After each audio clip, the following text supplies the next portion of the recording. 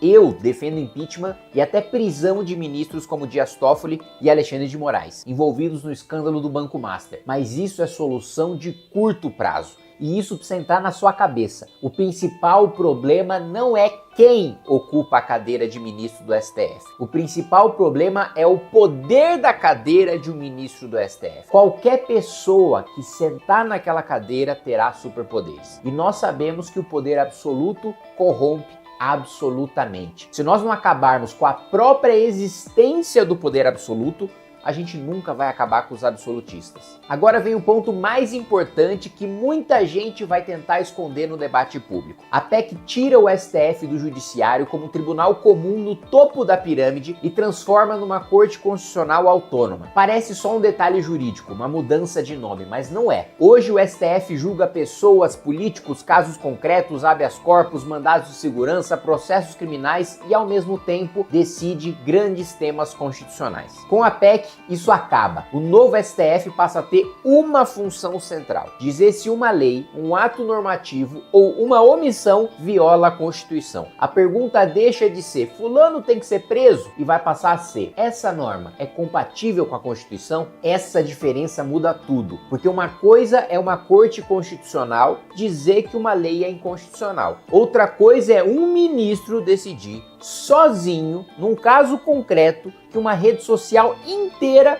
vai sair do ar no Brasil. Esse é o exemplo mais fácil de entender sobre os poderes abusivos, o bloqueio do X, o antigo Twitter. Você pode gostar do Elon Musk, odiar o Elon Musk, achar que o X é uma maravilha ou achar que aquilo é um esgoto radioativo, o que é exatamente o meu caso. Mas isso não importa. A pergunta institucional é outra. Faz sentido uma corte constitucional ter poder para tirar uma plataforma inteira do ar no país, em um caso concreto, por uma decisão individual? Na minha PEC, esse tipo de decisão não seria papel do novo STF. Primeiro, porque o novo STF não julga caso concreto desse tipo. Segundo, porque a PEC acaba com decisão monocrática no Supremo. Ou seja, o botão vermelho sai definitivamente da mesa do ministro. Quando um país de mais de 200 milhões de pessoas fica impedido de usar uma rede social por causa de uma pessoa, o problema não é a rede social e muito menos as 200 milhões de pessoas. Talvez o problema seja o botão. Outro exemplo, o Telegram. Em 2022, o Telegram também sofreu uma ordem de bloqueio no Brasil por decisão do STF, que depois foi revogada quando a plataforma cumpriu as determinações. De novo, a questão não é defender aplicativo, defender bilionário, defender influenciador ou grupo de zap da firma. A questão é arquitetura de poder. A plataforma descumpriu a lei? Que responda. Tem multa, tem processo, tem agência competente, tem justiça comum, tem devido processo legal. Mas uma corte constitucional não pode virar vara universal da internet brasileira. Com a PEC, o STF não seria mais esse balcão de decisão concreta sobre empresa, pessoa, aplicativo ou plataforma. Ele decidiria única e exclusivamente tese constitucional. Agora vamos para um dos casos mais bizarros, o inquérito das fake news. O STF era o alvo dos ataques. O STF validou a investigação. O STF tomou as decisões de dentro desse ambiente. E o STF ficou no centro da condução política e jurídica do caso. Isso é uma anomalia institucional. Não importa se você gosta ou não gosta das pessoas investigadas. O ponto é outro.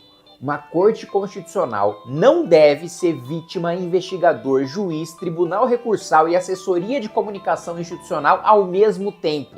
Isso não é separação de poder, isso é um grupo de WhatsApp com toga e diário oficial. Com a minha PEC, investigação criminal, busca e apreensão, bloqueio de perfil, prisão preventiva, medida cautelar contra a pessoa física, não é papel do STF. O novo STF decide sobre Constituição.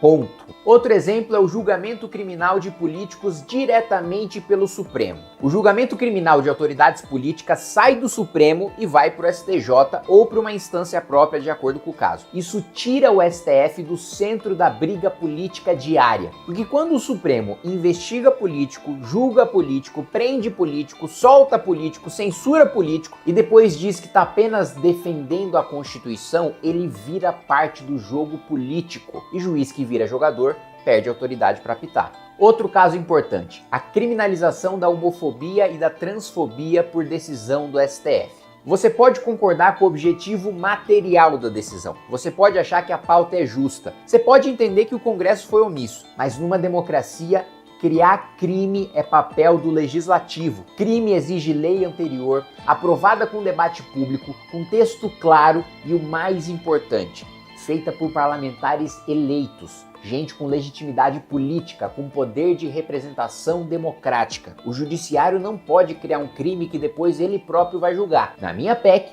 se o STF reconhecer uma omissão constitucional, ele aponta a omissão e manda para o legislativo resolver em prazo determinado. Se o legislativo não resolver, o STF não escreve a lei no lugar do parlamento. A pauta simplesmente fica trancada até o Congresso legislar. O Supremo é provocado e aponta o problema. O Congresso vota e o eleitor sabe quem cobrar. Hoje, muitas vezes, o Congresso se omite, o Supremo decide, o parlamentar foge do desgaste e todo mundo fica feliz de participar de um acordão de covardes. Agora vamos para o campo das políticas públicas. O STF já tomou decisões que entram em detalhe de política prisional, segurança pública, população em situação de rua e execução orçamentária ambiental, só para citar alguns exemplos. Alguma dessas decisões pode ter boa intenção, mas boa intenção não transforma ministro em prefeito do Brasil. Na ADPF sobre população em situação de rua, por exemplo, o debate chegou a plano nacional, mapeamento, capacitação de agentes, política de moradia, trabalho, renda, educação, zeladoria urbana, banheiro público, lavanderia social. Eu não estou dizendo que nada tem que ser feito em relação aos moradores de rua. Eu não estou dizendo que os governantes não são omissos. O que eu estou dizendo é que não é o Supremo que deve decidir isso. Quem deve decidir é o Poder Executivo. E quem tem que obrigar o Poder Executivo a resolver esse problema é o eleitor, não é o Supremo Tribunal Federal. Ministro do Supremo não foi feito para administrar banheiro público, lavanderia social, presídio, operação policial, orçamento climático, política de moradia.